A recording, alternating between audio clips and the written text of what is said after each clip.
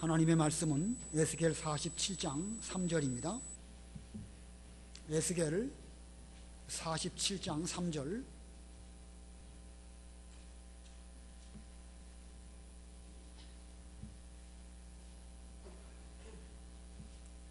에스겔 47장 3절 봉독합니다.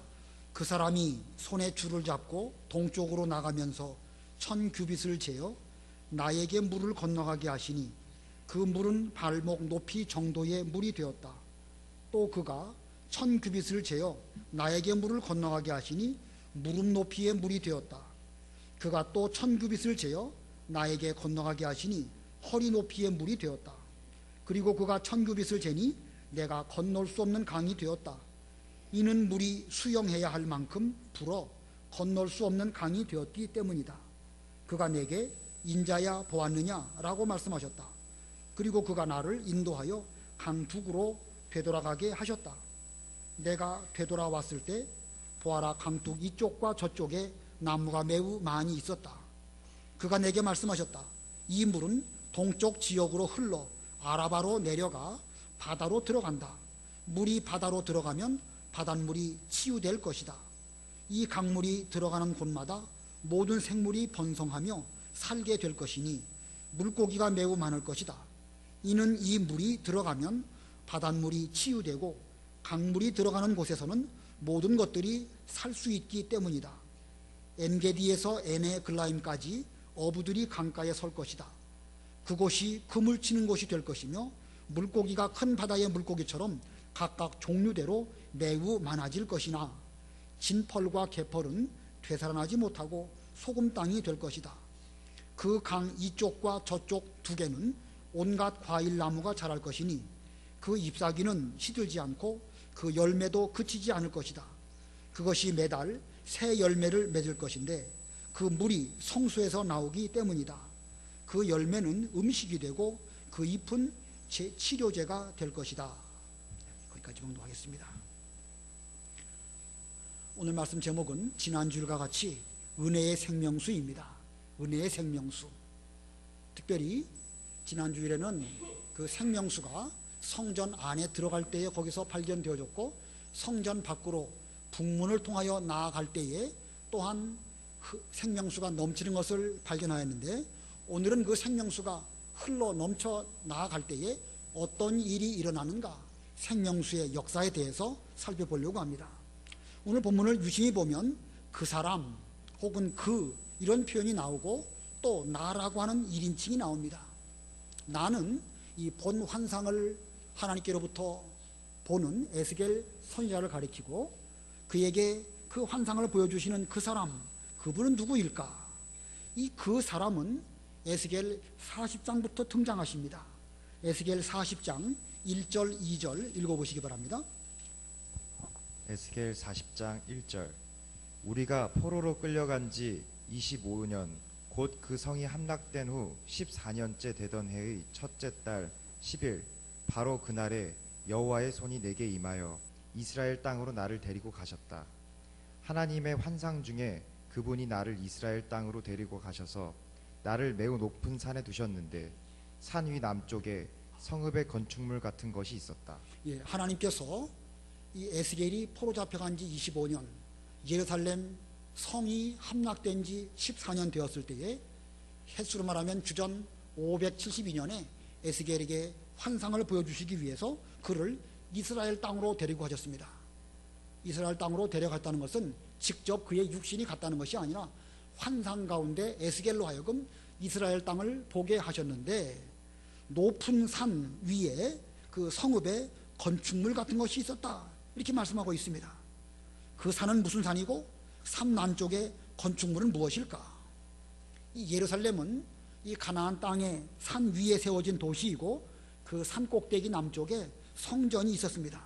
그러므로 예루살렘에 있는 성전을 계시 가운데 환상으로 본 것입니다. 그런데 여호와 하나님께서 그 환상 가운데 한 사람을 또 보여주셨습니다. 에스겔 40장 3절 4절 읽어보세요. 에스겔 40장 3절. 그분이 나를 데리고 거기에 가시더니 보아라, 모양이 놋같이 빛난 사람 하나가 손에 삼으로 만든 줄과 측량 장대를 가지고 문에 서 있었다. 그 사람이 내게 말씀하시기를 인자야 내가 내게 보여주는 모든 것을 내 눈으로 보고 내 귀로 들으며 내 마음에 두어라. 내가 내게 보여주려고 이리로 데리고 왔으니 너는 내가 보는 모든 것을 이스라엘 족속에게 말하여라 라고 하셨다. 예, 여기 3절에 보니까 그 여호와께서 한 사람을 또 보여주셨는데 그분은 모양이 놋같이 빛난 사람 하나가, 예, 놋같이 빛난 사람, 그분께서 삼으로 만든 줄과 측량 장대를 가지고 서 계셨다. 놋같이 빛난 사람, 여기 놋이라는 것은 견고한 것을 의미하고 공의로 심판하시는 모습을 의미하는 것입니다. 또 손에 삼으로 만든 줄과 측량 장대, 길이를 재는 자를 가리키는 것입니다. 요한계시록 11장에 보면 그리스도께서 지팡이 같은 갈대로 성전 안을 이제 측량하신다, 이런 말씀이 나옵니다. 지팡이 같은 갈대, 즉 자를 가리키는 것입니다. 이 자는 길이를 재는 그런 도구로서 정확한 규범, 표준이 되는 것이 바로 자입니다. 그래서 자, 그것을 규범, 표준 이렇게 표현하고 그것을 아마 라틴어로 일 것 같은데 캐논이라고 합니다. 캐논. 또 하나님의 말씀, 성경을 이 구원과 심판에 관한 표준의 말씀이기 때문에 이 성경 가운데서 정경, 신구약 66권 정경을 표준, 규범 그런 뜻으로 역시 캐논이라고 합니다. 우리가 일반적으로 캐논 그러면 CANNON, 그래서 그건 대포를 말하지만 여기 제가 말하는 캐논은 N자가 하나예요. CANON, 이것은 정경, 표준, 자, 규범 이런 뜻입니다. 그래서 이 자라는 그 어원과 성경, 정경이라는 것의 어원이 다 같이 표준이고 규범이라는 뜻입니다. 그래서 손에 줄을 잡고 이 성전을 재시는 그분은 곧 성경 말씀을 가지고 이 성전을 측량하시는 그런 분을 의미합니다. 자, 그래서 빛난 놋과 같고 줄과 측량 장대를 가진 그 사람은 에스겔에게 환상을 보여주는 천사이지만 좀 더 궁극적으로 말하면 예수 그리스도를 가리키십니다. 예수님께서는 우리의 구원자이시고 심판자이시면서 그러면서 그리스도이십니다. 그분의 손에는 성경 말씀이 들려 있어서 성경 말씀이 표준이 되어서 그 말씀대로 우리에게 구원을 베푸시기도 하시고 그 말씀에 어긋난 사람에게는 심판이 있게 되는 것입니다. 자, 중요한 거예요. 그 사람은 누구십니까? 그리스도시고 손에 있는 줄과 청량 장대는 무엇을 가리킵니까? 성경을 가리키는 것입니다. 우리가 지난 시간 에스겔 47장 1절 2절에서 에스겔이 성전 안으로 들어갈 때에 생명수를 발견했고 또 북문을 통하여 성전 밖으로 나오면서 그 생명수가 흘러 넘치는 것을 발견하게 되었습니다. 오늘 3절 이후부터는 이 성전에서 흘러 넘치는 생명수가 어떤 일을 하는가, 그래서 은혜의 생명수의 그 역사를 우리가 이 시간에 배우는 것입니다. 이 역시 이 그리스도께서 에스겔에게 환상 가운데 보여주신 것으로서 이 말씀은 오늘날 그리스도께서 저와 여러분에게 이 교회를 통하여 생명수 물이 흘러 넘치게 하심으로 어떤 일을 하시는가, 이것을 우리가 본문 가운데서 배울 수 있습니다. 우리도 그리스도께서 오늘날 이 생명수를 통하여 하시는 그 일에 우리 모두가 힘써 동참하시고 그러므로 말미암아 우리 속에서도 생명수 역사가 힘있게 역사해야 되겠고 또 나로 말미암아 주변의 모든 사람들을 구원하는 이런 우리들이 다 되어야 되겠습니다. 오늘 본문에서 그리스도께서 생명수를 통하여 하시는 일 두 가지입니다. 그 중에 첫 번째는 동쪽으로 나아가게 하심. 본문 3절로 5절 한번 읽어보세요. 3절. 그 사람이 손에 줄을 잡고 동쪽으로 나가면서 1000규빗을 재어 나에게 물을 건너가게 하시니 그 물은 발목 높이 정도의 물이 되었다.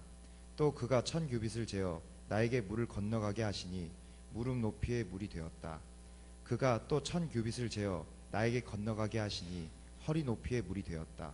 그리고 그가 1000규빗을 재니 내가 건널 수 없는 강이 되었다. 이는 물이 수영해야 할 만큼 불어 건널 수 없는 강이 되었기 때문이다. 예, 그 사람이 손에 줄을 잡고, 예, 그리스도께서 손에 길이를 재는 줄을 잡으셨습니다.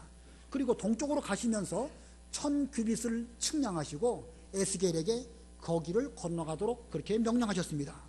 에스겔이 그 물을 건너갈 때에 그 물의 깊이가 발목 정도까지 왔다. 1000규빗이라고 하면 대략 한 500m쯤 됩니다.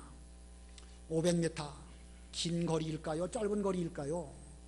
물속에서 500m를 건너가는 것은 그건 가까운 거리는 결코 아닙니다.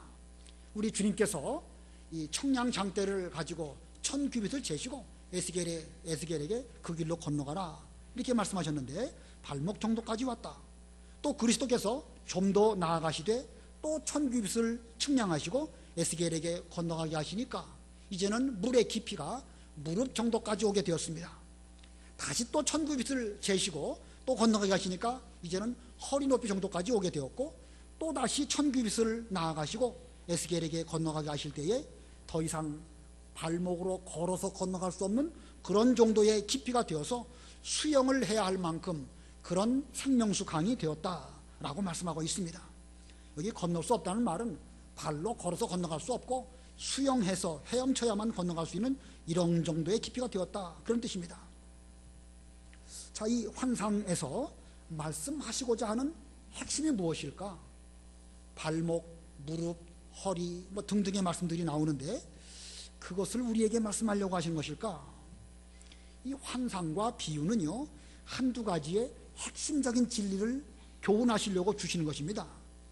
그런데 이런 환상이나 혹은 예수님의 비유를 해석할 때에 영적으로 해석한다고 하면서 지나치게 글자 하나하나의 의미를 부여하다 보면 엉뚱한 쪽으로 치우치게 될 수도 있습니다. 그렇기 때문에 우리는 영해를 한다는 것이 필요하고 중요한 것이지만 자칫 너무 나아가지 않도록 조심해야 됩니다. 이 본문 내용의 핵심은 발목이나 무릎이나 허리 여기에 있는 것이 아니고 정말로 중요한 것은 동쪽으로 나아가면 나아갈수록 그 생명수의 은혜의 깊이가 점점 더 깊어진다는 것입니다. 동쪽으로 나아가면 나아갈수록 은혜의 생명수의 깊이가 점점 더 깊어진다. 그것이 본 환상의 핵심입니다. 그러면 여기에서 동쪽은 무엇을 의미할까? 우리가 지난 시간 배웠죠? 동쪽은 누구의 방향이라고 그랬습니까? 하나님의 방향입니다.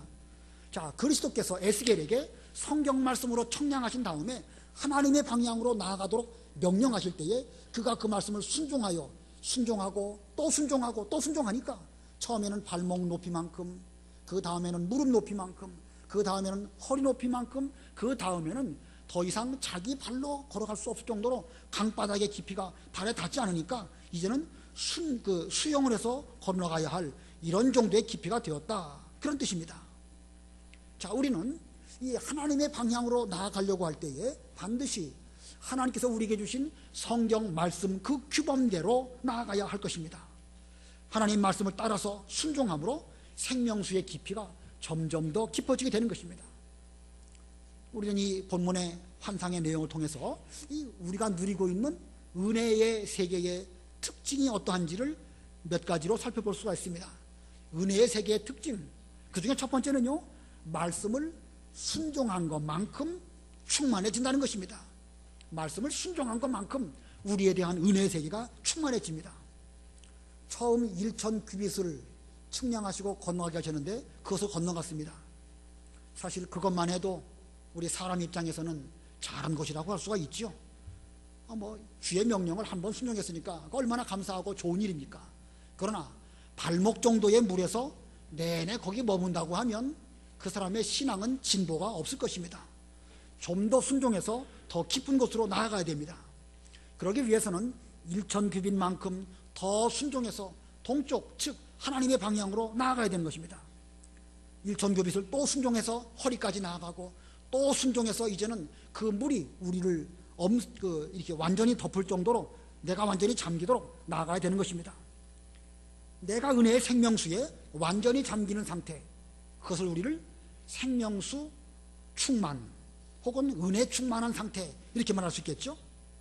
자, 우리가 이 은혜의 충만한 상태에 들어가기 위해서는 말씀을 따라서 좀 더 깊이 들어가고 또 좀 더 깊이 들어가고 내가 지켜야 될 말씀이 무엇일까, 아직까지 순종하지 못하는 그 말씀이 무엇일지 그걸 찾아가지고 순종하고 또 순종할수록 점점 우리의 은혜의 세계는 깊어지고 또 깊어지는 것입니다. 가다가 중단하면 안 될 것입니다. 가다가 중단하면 안 될 것이지만 뒤로 물러가도 안 됩니다. 히브리서 10장에 의인은 믿음으로 말미암아 살 것이라 라고 선언하시고 누구든지 뒤로 물러가면 내 마음이 그를 기뻐하지 아니할 것이다, 그렇게 말씀하시면서 우리가 뒤로 물러가면 침륜에 빠질 자라 이렇게 말씀하고 있습니다. 개역 성경에 침륜에 빠질 자라, 우리 바른 성경에는 멸망에 빠질 자라고 말씀하고 있습니다. 침륜이라는 말이 무슨 뜻이죠? 돌덩어리 같은 것을 물 웅덩이에 던질 때에 이게 뭐 떠오를 리가 없죠. 그냥 깊이 들어가 갖고 빠져버리고 더 이상 떠오르지 않은 상태, 그게 침륜입니다. 우리가 은혜의 세계로 점점 말씀을 순종해서 하나님의 방향으로 나아가면 생명수가 우리에게 충만해져 가지고 우리가 은혜 생활을 잘하고 기쁨이 넘치겠지만 뒤로 물러가는 사람은 곧 멸망에 이르는 사람이요 돌덩어리가 물에 빠져서 침륜에 빠지는 것과 같은 그런 상태가 될 수밖에 없습니다.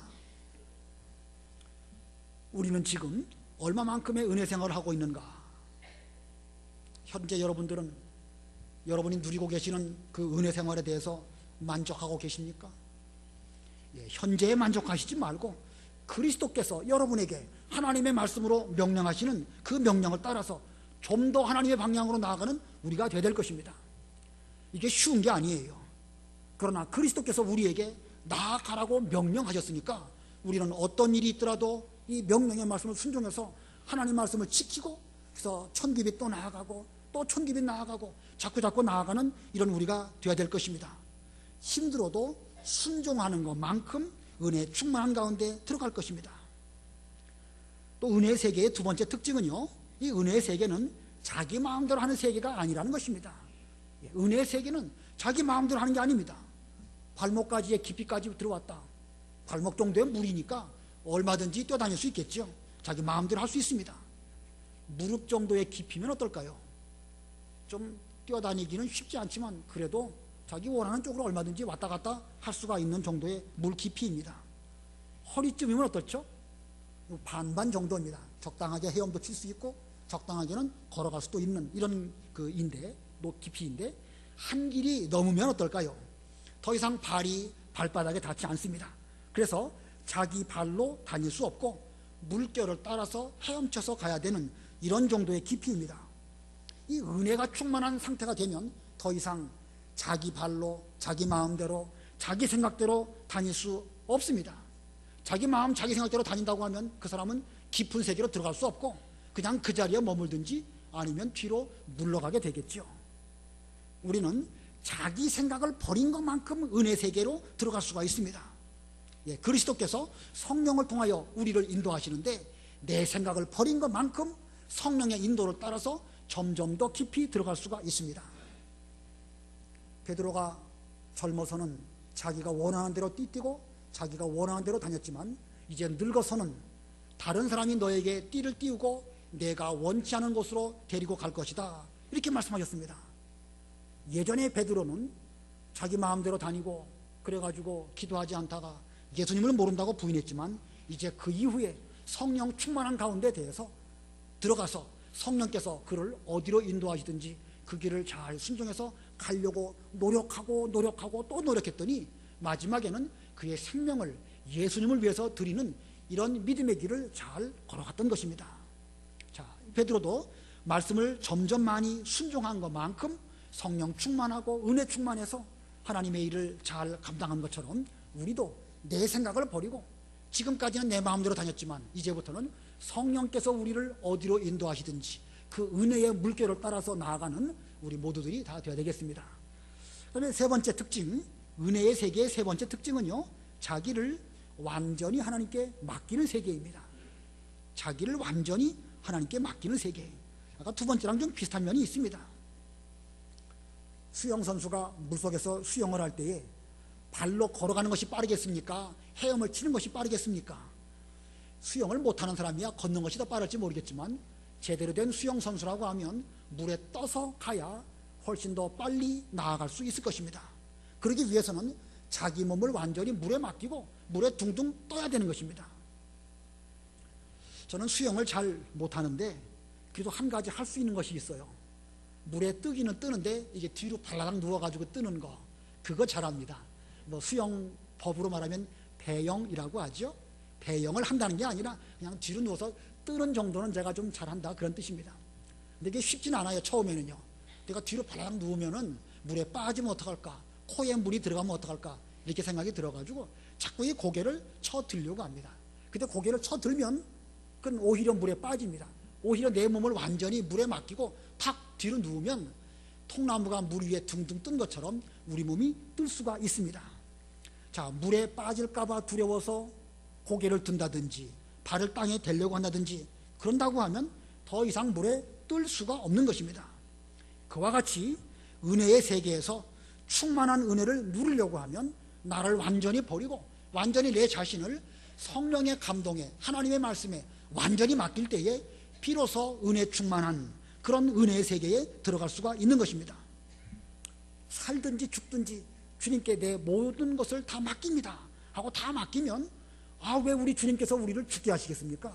생명수의 물에서는 반드시 사는 길로 우리를 인도하시는 것입니다. 현재 그리스도께서 우리 모두를 말씀을 따라서 하나님에게로, 하나님의 방향으로 인도하고 계십니다.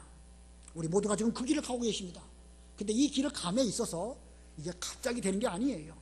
천규빗 나아가고 또 천규빗 나아가고 힘을 다해서 말씀대로 순종해서 나아가려고 노력할 때에 조금씩 조금씩 이 은혜의 세계로 우리 모두가 들어갈 수가 있습니다.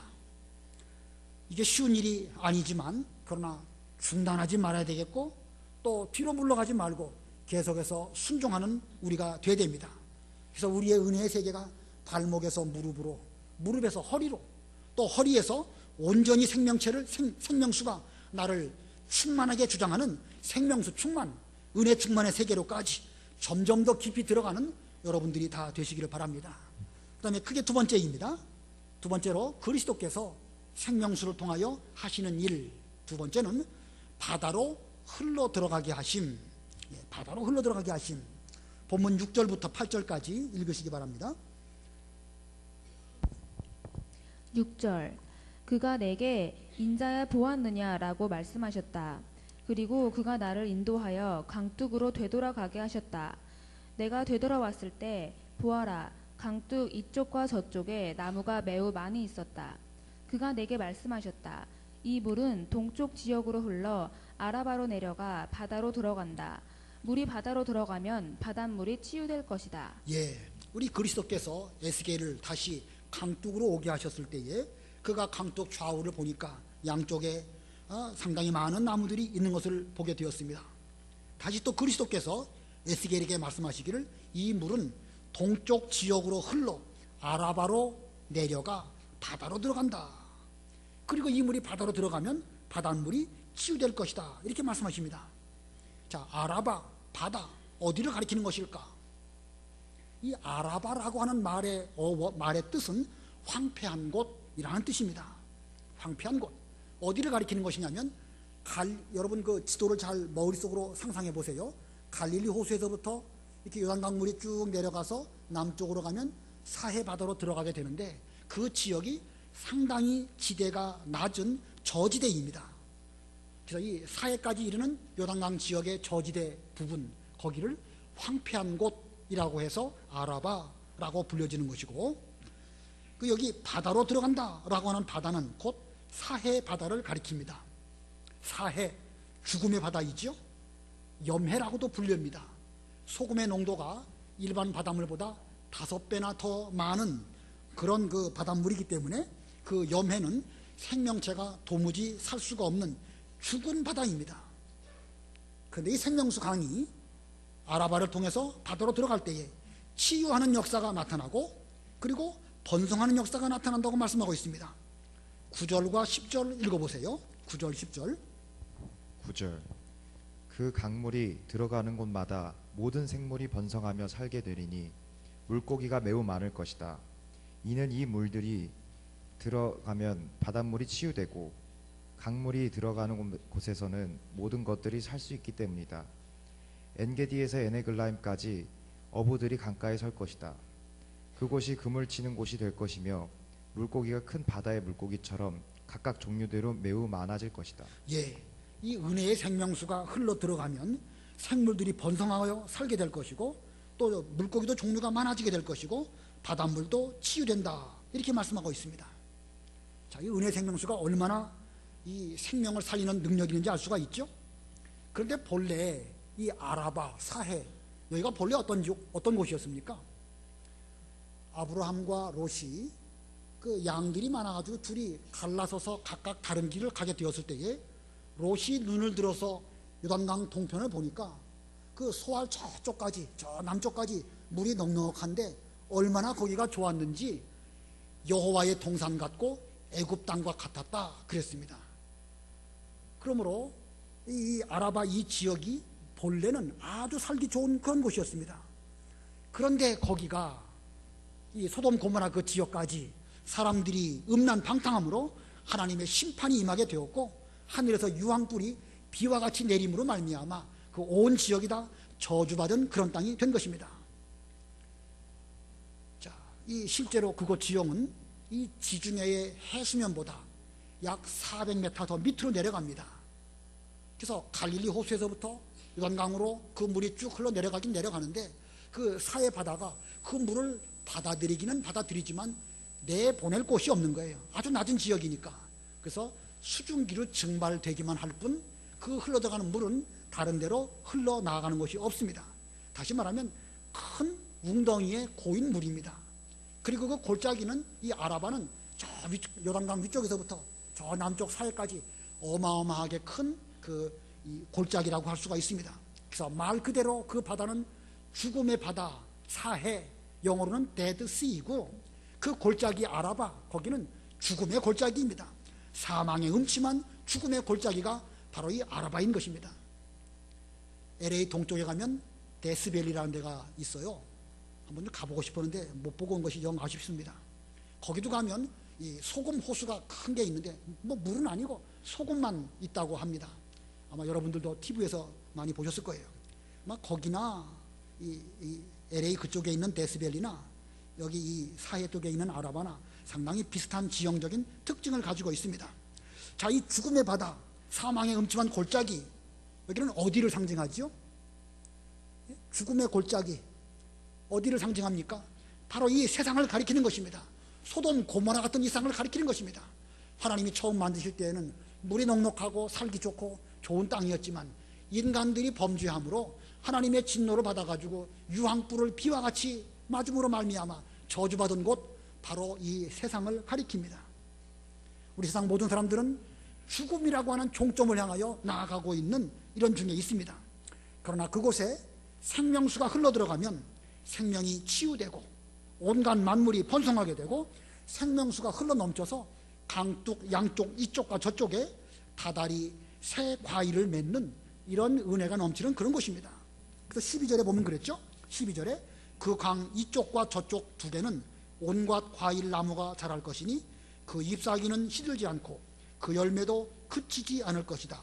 그것이 매달 새 열매를 맺을 것인데 그 물이 성소에서 나오기 때문이다. 그 열매는 음식이 되고 그 잎은 치료제가 될 것이다. 자, 이 은혜의 생명수가 흘러가면 여러 그 물 속에 있는 생명체들도 살아날 뿐만 아니라 강 좌우에 있는 나무들에게도 다달이 새 열매를 맺는 이런 은혜가 있음을 말씀하고 있습니다. 자, 이와 같은 환상을 그리스도로 말미암아 에스겔이 보게 되었는데, 그러면 이 환상은 실제로 어떻게 성취가 될까? 단순히 에스겔에게 보여주시기만 하고 그것은 성취는 안 되고 그냥 환상 속에서 꿈속에서나 있는 그런 환상이라고 한다면 더 이상 이 말씀 자체가 우리에게 아무런 의미도 생명력도 없습니다. 이 말씀은 환상으로 보여주실 뿐만 아니라 실제로 우리에게 이루어졌는데 예수님께서 생명의 강이 되실 뿐만 아니라 우리에게는 생명수 샘물을 선물로 주셔서 이기는 자에게는 생명수 샘물을 선물로 주신다고 말씀하셨는데 그 말씀대로 우리에게 이 샘물을 주셨습니다. 자, 다시 말하면 예수님을 믿고 구원받아 은혜를 입은 우리들에게는 이제 사망이 더 이상 우리에게 주장하지 못하고 우리에게는 예수님의 능력, 생명, 하나님과 그 예수님을 통하여 접붙임받은 이런 생명력이 우리에게 온 것입니다. 자, 우리는 이 생명수를 받기는 받았는데 더 풍성하게 받기 위해서는 아까 말씀하신 것처럼 동쪽으로 나아가고 또 나아가야 됩니다. 순종하고 또 순종함으로 말미암아 우리가 먼저 그 은혜 충만한 이런 가운데 들어가야 될 것이고, 그 다음에는 예수님께서 우리에게 주신 그 생명수 샘물을 죽음의 바다로 흘러 넘어가도록 해야 됩니다. 나를 통해서 죽음의 바다로 죽어가는 저 사람들에게 내게 주신 바 은혜의 물결을 그들에게 흘러 넘치도록 하는 이런 일을 잘 할 때에 우리로 말미암아 세상이 구원받고 하나님의 은혜가 나타나게 될 것입니다. 자, 예루살렘 동쪽에 있는 그 요단강이나 또 남쪽에 있는 사해, 이런 지형을 쭉 생각해 볼 때에 그 지역들이 우연히 그렇게 된 것은 아니고 하나님이 오묘한 진리를 나타내시기 위해서 그와 같은 지형이 형성되었을 것으로 여겨집니다. 그러면 그런 지형만 그렇게 오묘하게 이루어졌을까? 우리 주변은 어떨까요? 우리 주변에 하나님을 알지 못하고 죽음의 길로 치달아가고 있는 사람들이 많이 있고, 그들이 다 은혜를 받기 위해서 갈급한 가운데 있지만 그들은 도무지 어디 가도 은혜를 받을 줄 모르는 이런 가운데 있습니다. 자, 우리를 통해서 저들을 구원하도록 하는 것이 우리의 사명입니다. 그러므로 우리는 말씀을 따라서 먼저 동쪽으로 가서 내 자신이 먼저 은혜를 충만하게 받은 다음에, 그 다음에는 내게 충만한 은혜를 우리는 다른 사람들에게로 흘러 넘쳐서 세상에서 죽어가는 사람들도 구원받고 은혜를 입도록 해야 될 것입니다. 만약에 내게로부터 다른 사람에게로 그 은혜의 물결이 흘러가지 않는다고 하면 어떤 일이 있을까? 어떤 일이 있을까요? 여러분은 많은 은혜를 받았습니다. 예수님에게로부터. 참 좋습니다. 그런데 받은 바 은혜를 나는 간직하고 나는 누리면서 다른 사람에게 나눠주지 않는다고 하면 우리의 신앙 상태는 어떻게 될까? 거기 11절 보면은요, 진펄과 개펄은 되살아나지 못하고 소금 땅이 될 것이다. 바로 이 진펄과 개펄이 무엇이냐? 은혜를 받기만 하고 베풀지는 못하는 상태, 물이 들어오기는 들어오는데 나갈 곳이 없고 흘러 넘치지 못하는 가운데 있기 때문에 은혜 받을 때에는 좋은데 얼마 지나면 바짝 말라서 생명체가 더 이상 그 안에서 살 수 없는 상태, 그것이 바로 진펄과 개펄입니다. 아마 그런 사람은 하나님에게 대해서 은혜 주십시오, 은혜 주십시오 늘 부르짖긴 하면서도 다른 사람에게 대해서는 인색하게 나눠줄 줄도 모르고 베풀 줄도 모르고 아주 그 인색한 이런 상태가 바로 이 진펄과 개펄과 같은 그런 상태입니다. 우리에게 있는 생명수의 은혜가 이 바다로 흘러 들어가기 위해서 우리는 먼저 하나님의 성전인 이 교회, 이 예배당, 이 교회 속에서부터 이 은혜의 물결이 차고 넘쳐야 됩니다. 여기 보면 여러분들이 많이 함께 신앙생활하고 있죠. 다 나름대로 은혜를 받지만 그 나름대로 받은 은혜는 조금씩 다를 수 있습니다. 제가 받은 은혜가 또 다르고 여러분이 받은 은혜가 다릅니다. 제가 받은 은혜를 여러분에게 나눠드린다고 하면 저도 살고 여러분도 살고, 여러분이 받으신 은혜를 또 저에게 나눠주신다고 하면 여러분도 더 좋으시고 저도 좋고, 서로가 여럿이 이렇게 있는데 우리가 받은 은혜를 서로 나누고 함께 즐거워하고 여기서 은혜의 어떤 생명수 역사가 충만하다고 하면 우리 교회는 정말로 좋은 교회가 될 것입니다. 근데 만약에 이게 어딘가에 막혀가지고 받기는 받는데 남에게 베풀 줄은 모른다, 그러면 그 진펄과 개펄이 되어서 생명력을 잃어버리게 되는 것이죠. 그러면 남에게 나눠주지 못하는 것이 원인이 나에게 있을까요? 저 사람에게 있을까요? 저 사람에게 있는 것은 그 사람 책임이에요. 그 사람이 알아서 이제 할 것이고 그건 놔둬야 됩니다. 내게 막힌 것이 무엇인지를 찾아가지고 그 은혜의 물결이 우리 성전에서부터 차고 넘치도록 하고 나를 통해서 옆에 있는 사람에게, 그래서 우리 온 교회가 은혜 충만한 이런 교회가 된 다음에 이런 가운데에서 또 이 바다로 이 생명수 물결이 흘러내려가게 될 때에 많은 사람들이 은혜를 입고 구원을 받고 또 하나님께로 나와서 우리 교회가 좋은 교회로 점점 발전하게 될 것입니다. 아무쪼록 우리 모두는 이 교회로부터 은혜의 생명수가 흘러넘치도록 해야 되겠는데, 그렇게 되기 위해서 우리 모두가 다 막히지 아니하고 서로 받은 바 은혜를 잘 나누면서, 그래서 우리 가운데에 은혜가 충만하게 되는 이런 교회가 되어서 이 물을 이 바다로 흘러 넘치는 이런 우리 교회가 되어야 되겠습니다. 오늘 두 가지 말씀드렸죠. 생명수의 역사, 첫 번째는 어디로 나아가게 하신다고요? 동쪽으로. 동쪽은 하나님의 방향. 그로 나아갈 때에 무엇을 따라 나아가야 됩니까? 하나님의 말씀을 순종하는 쪽으로 나아가야 되는 거예요. 계속 나아가는 사람, 그 사람은 은혜가 충만한 이런 가운데 들어갈 것이고, 그 다음에는 두 번째가 뭐지요? 바다로 흘러 넘어가야 됩니다. 우리에게 주신 이 은혜의 물결을 나만 먹고 즐거워하지 말고 전도하시고 또 다른 사람을 잘 이끌어서 생명수 안으로 들어오도록 하는 이 일을 잘 감당하는 우리 모두가 되어야 되겠습니다. 잠깐 동안 말씀 생각하시고 기도하시기 바랍니다.